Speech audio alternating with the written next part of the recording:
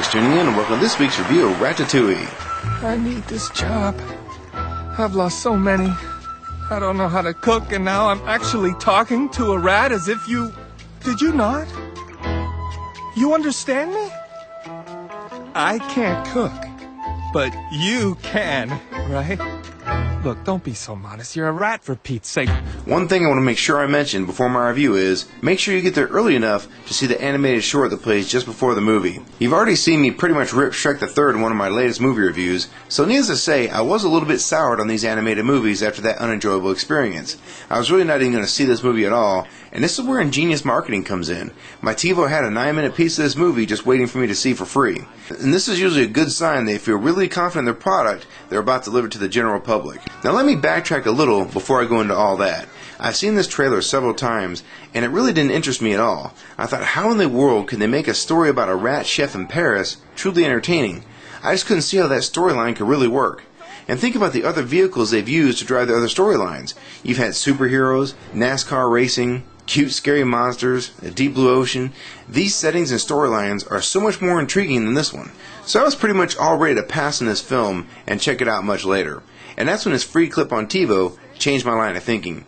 I watched a 9-minute piece of the movie and I was really impressed. Now I wasn't sure if I was going to like the movie as a whole, but I figured it would at least be worth a shot. And I also did take a peek at the rating, and at the time it was 100% fresh. Now I knew all the reviews weren't in, but that was still pretty impressive. So right now as I do the review, it's sitting on 93% fresh for the critics and 97% fresh for the fans. Now back to the trailer.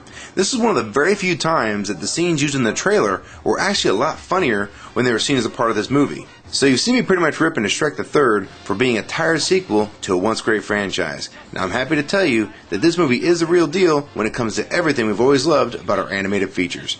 This movie had everything Shrek the Third was missing, at least in my opinion. Some parts even took me back to the good old days on Saturday morning while watching those classic cartoons we all know and love. And this movie had that same spirit. The script may have been one of the best in years. These people who wrote this script really know how to tell a story, and they also develop the characters about as good as any movie that I've seen recently. I really feel like they make the characters grow on you, unlike so many other movies that I've seen recently. One of the things they did so well was get the audience caught up to speed with how the restaurant works without making you feel stupid for not knowing this earlier. So many movies don't know how to explain a movie without making it feel like they're holding your hand through it. Even though this is an animated movie, the placement of the shots are just incredible. The camera angles they use to capture the highs and lows and the ins and outs really make you truly feel this is a 3D world these characters are in, as opposed to just panning through the shot. And all these camera angles are just perfect. Also, the comedic timing is impeccable. The gags are perfect, and you see the kids and the adults both laughing at the same time. And this is when you really know you have something. When you get the young and the old laughing together like we're all kids again. And this is something that's so difficult to accomplish, but when it's done right, there's nothing like it. And very few movies truly capture the universal appeal like this one does. Pixar does it more and better than most. Let's keep in mind that Pixar took a concept that on the surface would seem fairly unfunny, and they really made it work incredibly well. This film really has some incredible images, and the shots that really make you wonder how close they're really coming to making animation become virtually real. And it's getting scary how good some of these scenes really look. But if you look at the food critic in this movie, he, or more correctly his type of attitude, is exactly why I do what I do here on YouTube. I want to be a different type of voice that maybe some of the younger movie fans might be able to relate to. I really like the food critic's role in this movie, and it kind of reminded me of Charlie and the Chocolate Factory at one point late in the film. Pixar is just in a different league than all the other animation studios. These people know how to make great films that others only dream of. And once you see a Pixar film, you understand why you need to look at the name of the studio making the film, because sometimes quality is actually in the name itself.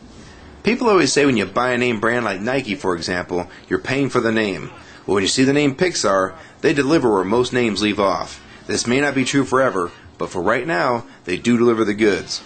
As far as the ending goes, it definitely didn't disappoint. I thought it did a great job of leaving you on a high note, and it really didn't try to fake it either. This is one of those few movies that I would say is almost a surefire hit with almost anyone who sees it. And in my Shrek 3 review, I mentioned how the humor has to be there for all the people in the audience instead of just younger demographics. And this movie definitely delivers where Shrek 3 clearly did not. The only real problem I had with this movie was I was extremely hungry for some good food after I walked out of the theater, and it was around 2 in the morning, so I was pretty much out of luck. So if you have any interest in seeing this movie, don't hesitate. It really is a great film with universal appeal. For my overall rating, I give Ratatouille